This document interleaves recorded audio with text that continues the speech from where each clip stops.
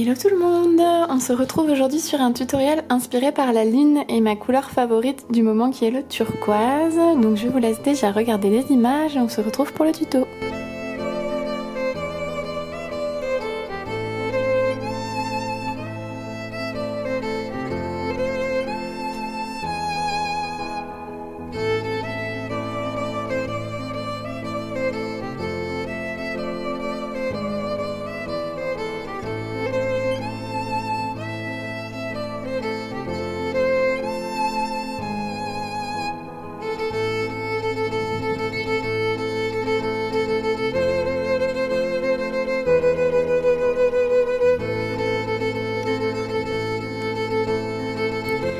Et c'est parti, je commence par une base, cette fois-ci c'est la Sephora que j'utilise en ce moment pour lisser et fixer le maquillage. Et je suis en train de terminer mon fond de teint Catrice numéro 10, mais je ne le reprendrai plus parce que je trouve qu'il était trop mat et trop couvrant. Voilà, le teint est placé, maintenant on pose l'anti-cerne, c'est le Double Wear le plus clair de chez Estée Lauder que j'adore, hyper couvrant, il permet de bien camoufler les imperfections du moment, tout en restant naturel au niveau du fil. Je suis toujours, comme à mon habitude, sur la poudre Manhattan pour fixer l'ensemble. Elle est très naturelle, minérale, et ça fixe tout ça. Pour le contouring, j'ai la palette Shade & Light Kat Von D où j'utilise les deux couleurs les plus foncées pour créer un creux de joue juste en dessous de la pommette et marquer un petit peu ma mâchoire et mes tempes. Je contourne aussi légèrement mon nez pour affiner sa pointe, tout en restant quand même assez légère sur cette étape-là.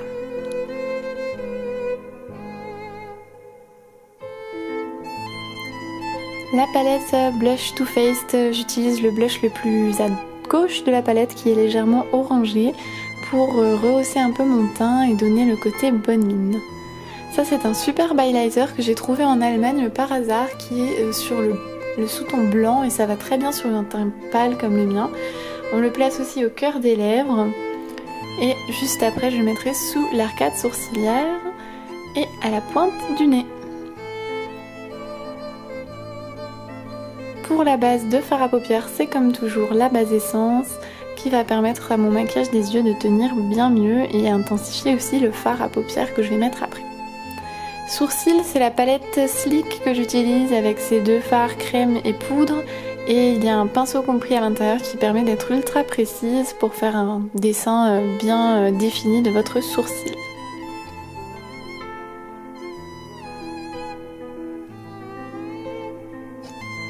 Alors pour le fard à paupières, disons la base de fard à paupières, j'utilise un crayon Sephora. Je ne vous le conseillerais pas, il est pas très pratique, j'avais que ça sous la main ce jour-là. Donc je pose le noir et ensuite je viens le dégrader au pinceau boule Make Up Forever. Et on n'oublie pas de mettre aussi du crayon dans la muqueuse pour un petit peu approfondir le maquillage des yeux. Je fais aussi un pic au centre de l'œil pour faire un effet œil de chat et allonger légèrement mon regard. Et je fais le même effet de pic un petit peu sur l'extérieur de l'œil.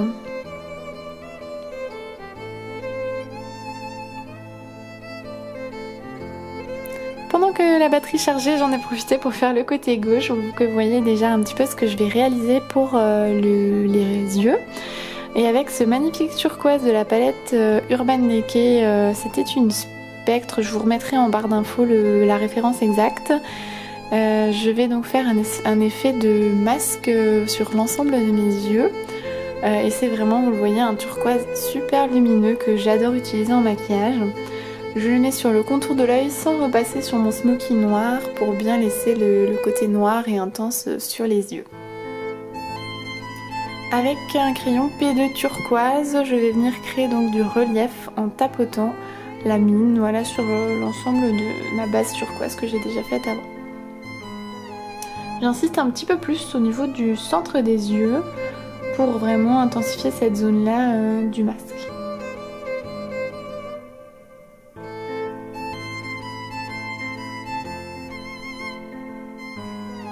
Avec un deuxième crayon Catrice cette fois-ci qui est légèrement vert sapin, je vais encore rajouter ce côté plus intense, profond à mon masque. Avec un noir de la même palette que tout à l'heure de Urban Decay, je vais réintensifier le crayon que j'ai posé avant. Ça permet donc d'avoir un noir 2 fois plus profond et plus intense que si on ne met que le fard à paupières seul.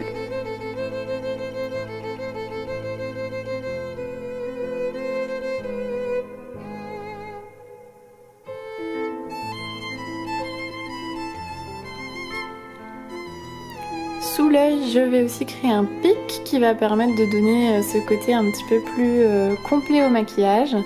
Et je crée la base de mon eyeliner. Et justement, l'eyeliner liquide, je le pose d'abord sur ma main, là où j'ai déjà ma palette. Et je vais m'emparer du noir avec un pinceau biseauté Make Up Forever et repasser par-dessus ce que j'avais déjà dessiné au crayon. Comme ça, le noir de l'eyeliner ressort beaucoup mieux. Je passe maintenant au dessin de la lune que je me suis faite sur le front.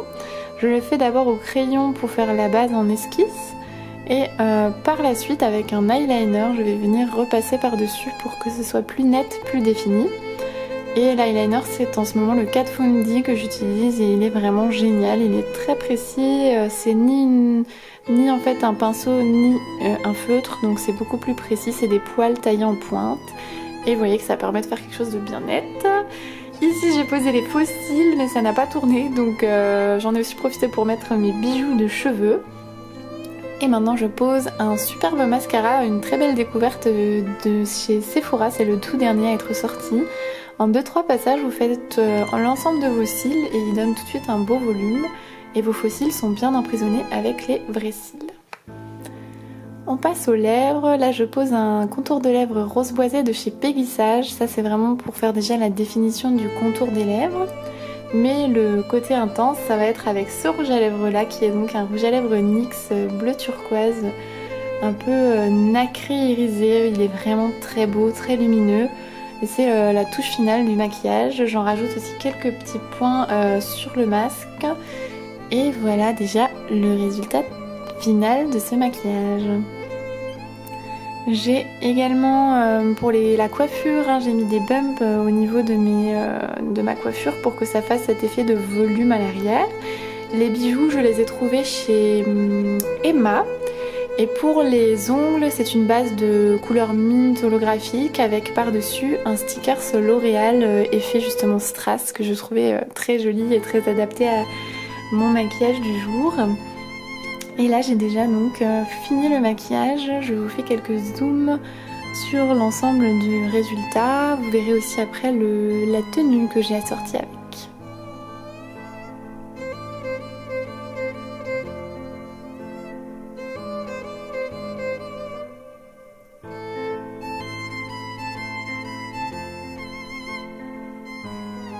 C'est une robe d'ailleurs que j'avais trouvée chez Mime, malheureusement n'existe plus Mime aujourd'hui, mais j'avais vraiment craqué sur cette belle robe et c'est déjà terminé pour le tuto du jour. Je vous dis à très bientôt pour une nouvelle vidéo.